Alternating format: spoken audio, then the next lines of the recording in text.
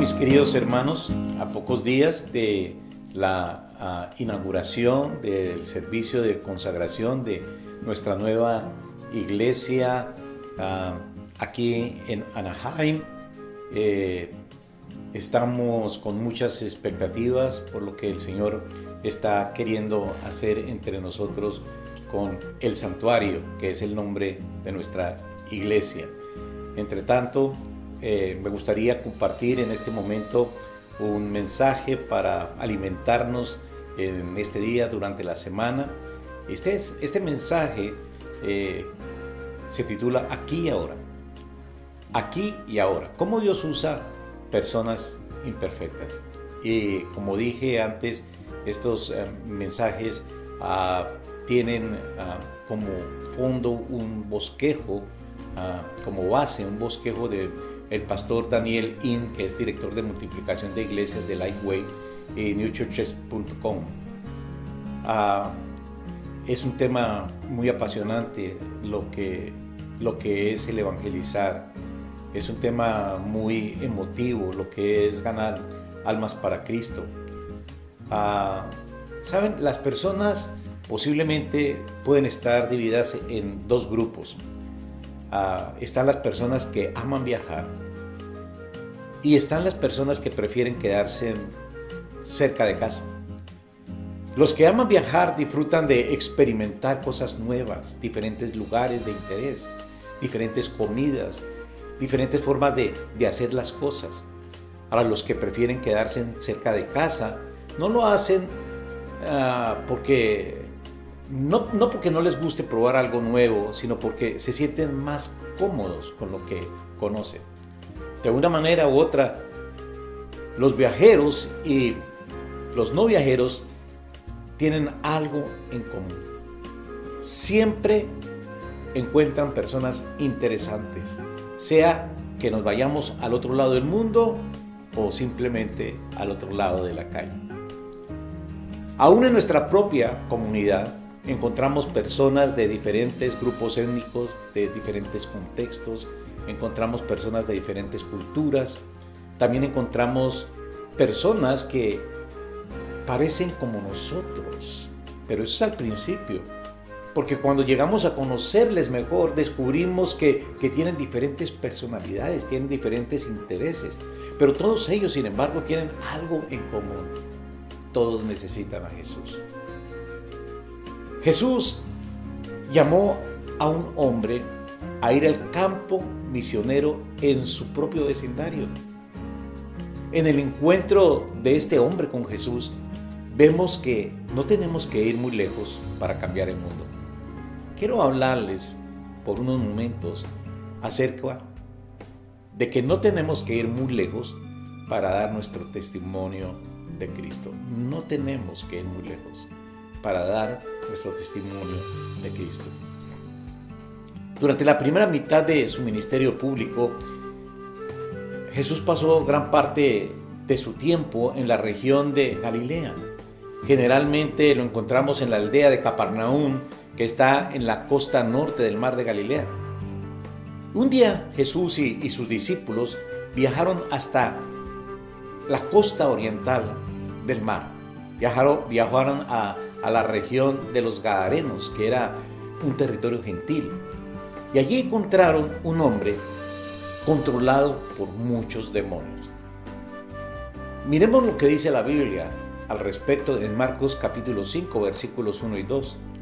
De la Reina Valera contemporánea dice: llegaron al otro lado del lago, a la región de los Garasenos, y en cuanto Jesús salió de la barca, se le acercó un hombre que tenía un espíritu impuro. Otras versiones dicen un espíritu inmundo. Ahora, esta afirmación no es nada nuevo para nosotros, porque nosotros vivimos en un mundo quebrantado. Con mucha frecuencia, las noticias nos hablan de tiroteos masivos, nos hablan de ataques sin ningún sentido. La trata de personas es un fenómeno mundial, aún en nuestros propios vecindarios. El racismo está generalizado y las personas de cualquier raza pueden ser víctimas de este fenómeno. Es fácil ver el quebrantamiento que nos rodea. Es fácil hablar de los problemas que hay ahí afuera. Pero no olvidemos que nuestro mundo está roto porque nosotros que estamos dentro también somos personas que hemos estado o que estuvimos o estamos rotas. En Marcos capítulo 5 estamos viendo un hombre que estaba quebrantado. Jesús y sus discípulos habían atravesado el mar de Galilea hasta esta zona poblada por gentiles, personas que no eran judías. Y tan pronto como Jesús pone pie en tierra, aparece este hombre solitario, anónimo. Estaba quebrantado física, mental, emocionalmente y espiritualmente. Ahora no sabemos cómo llegó a estar poseído por un espíritu inmundo, pero su dolor y su lucha eran obvios. Su comportamiento errático lo mantenían aislado de la comunidad y cualquier familiar que tuviera. El único tratamiento que le brindaba la comunidad era atarlo con cadenas y grillos que luego él rompía. Esta fuerza demoníaca solo provocaba más temor de la gente, por lo que simplemente lo dejaban solo en un cementerio. Estaba desnudo. Es probable que eso le produjera más dolor por estar expuesto a las inclemencias del tiempo, a las inclemencias de ese terreno hostil. Estaba en un tormento físico, emocional, espiritual tan terrible que intencionalmente él se cortaba, quizás tratando de quitarse de encima los demonios o para poner fin a su dolor. Este hombre no era un maníaco, estaba poseído por los demonios. Ahora, lo natural es que nosotros tratamos de distanciarnos de las personas que enfrentan este tipo de situaciones. En realidad estamos rodeados de personas quebrantadas de una u otra forma. Estamos rodeados de personas heridas en muchas maneras. Quizás no sean los demonios los que las llevan a hacerse daño a sí mismas o hacer daño a los demás, pero están quebrantadas. Al igual que lo estamos nosotros o lo estábamos nosotros antes de conocer a Jesús. ¿Qué emociones sientes cuando tú te encuentras frente a una vida rota? ¿Qué es lo que tú dices? ¿Qué es lo que tú haces? Bueno, si estos versos que hemos leído te parecen extraños, miremos ahora la conversación de Jesús con los demonios en los versos 8 al 15. Dice así la Escritura. Y es que Jesús le había dicho: espíritu impuro, deja a este hombre. Jesús le preguntó: ¿cómo te llamas? Y él respondió: me llamo Legión, porque somos muchos. Y el hombre le rogaba e insistía que no los mandara lejos de aquella región. Cerca del monte pasía un gran hato de cerdos, y todos los demonios le rogaron: envíanos a los cerdos, déjanos entrar en ellos. Jesús se lo permitió, y en cuanto los espíritus impuros salieron del hombre, entraron en los cerdos, que eran como 2000, y el hato se lanzó al lago por un despeñadero y allí se ahogaron. Los que cuidaban de los cerdos huyeron y fueron a contar todo esto a la ciudad y por los campos. La gente salió a ver qué era lo que había sucedido. Y cuando llegaron a donde estaba Jesús y vieron que el que había estado atormentado por la legión de demonios estaba sentado, vestido y en su sano juicio, tuvieron miedo, tuvieron temor. Jesús no deseaba dejar al hombre en el estado en que lo encontró. Por lo que hizo Jesús fue confrontar la causa de su quebrantamiento. Llama al espíritu inmundo y le ordena que salga. Y le pidió antes que se identificara. A lo largo de la Biblia vemos que el nombre de una persona está asociada a su carácter. Por eso, al preguntar ¿cómo te llamas?, Jesús estaba guiando a este demonio a confesar su naturaleza del mal que había esclavizado a este hombre. Y el demonio respondió: me llamo Legión. ¿Sabes lo que es una legión? Una legión romana constaba de unos 6,000 soldados. Un ejército del mal había poseído a este hombre quebrantado. Marcos entonces está presentando una imagen impactante, una imagen que nos muestra que los demonios entraron en como 2,000 cerdos y todo este hato se precipitó en el mar por un desempeñadero donde se ahogaron. Aunque esta destrucción masiva de animales nos parece algo muy cruel, mire, es importante también observar que Jesús no les ordenó a los demonios que entraran en los cerdos y causaran su destrucción. No, solo les permitió que fueran a los cerdos. Había varios motivos para que Jesús actuara de esta manera. Esto muestra inequivocadamente la intención maligna de los demonios. Porque lo que les hicieron a los cerdos era lo que ellos querían hacerle al hombre. La destrucción de los cerdos muestra sin lugar a dudas que los demonios habían salido del hombre y que el hombre estaba sano. También esto fue un testimonio del poder de Jesús para sanar. La gente de la aldea llegó corriendo luego de que se enteraron de lo sucedido con sus cerdos. Pero en lugar de maravillarse, lo que vemos es que ellos se dieron al temor. Ahora, lo que más importa en esta historia es que el hombre quebrantado recibió la libertad y una vida restaurada en Cristo, por Cristo, y nosotros también podemos recibirla. Por oscura que sea su vida, Cristo puede transformarle por su gracia. Por más cosas que tengas ocultas, Cristo puede echar luz en las sombras y sanarte. Por muy rotas que estén tus relaciones con otros, Él puede abrir la puerta para comenzar un nuevo día.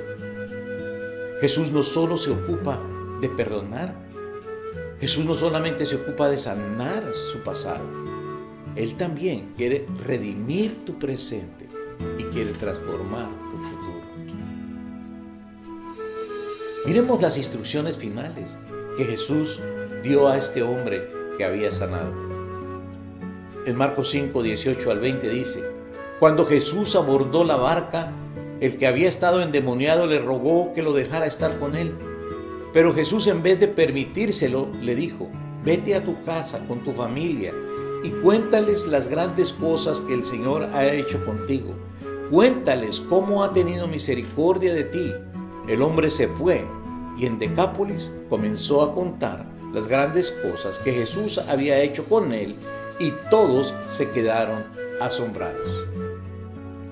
Mira, Jesús solo podía enviar a sus discípulos a nuevos lugares.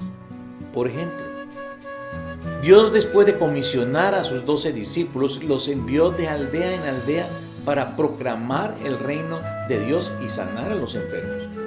Y luego envió a 70 discípulos a hablarles a todos del reino de Dios. Pero esta vez no hizo eso, ¿verdad? Jesús le dijo al que había estado poseído que se fuera a su casa. Y la gente de la aldea le había rogado a Jesús que se fuera de allí, pero aún así el Señor se interesaba por ellos. No iba a dejarlos sin ningún testigo, y ese testigo sería uno de ellos mismos. Entendamos esto. Dios quiere que les contemos nuestra historia de fe a otros y quiere que lo hagamos ahora. Podemos hablar de nuestro encuentro con Jesús e iniciar una conversación espiritual con otros. Él quiere usarnos para que seamos sus manos, para que seamos sus pies, para que seamos su boca para anunciar que el Evangelio a este mundo perdido y roto son buenas nuevas de salvación, y quiere que lo hagamos ahora. Lo hermoso de esto es que Jesús ha prometido estar con nosotros y darnos las palabras que debemos decir cuando hablamos de Él. En Lucas 12, versículo 11 y 12 dice: cuando ustedes sean llevados a las sinagogas y presentados ante magistrados y autoridades, no se preocupen de cómo o qué responder o qué decir, porque en ese mismo instante el Espíritu Santo les enseñará lo que deban decir. Dios va a guiar sus palabras. Dios va a guiar su conversación. Y si le formulan alguna pregunta y usted no sabe contestar, no tema decir que no lo sabe. Una pregunta: ¿cómo nosotros, plantando una nueva iglesia, pudiéramos hacer brillar la luz de Cristo en nuestra comunidad? Cuando Jesús sana nuestro quebranto y nos llama hacia sí mismo, Él también nos está llamando a participar de su misión. Dios quiere usarnos para mostrar su poder sanador.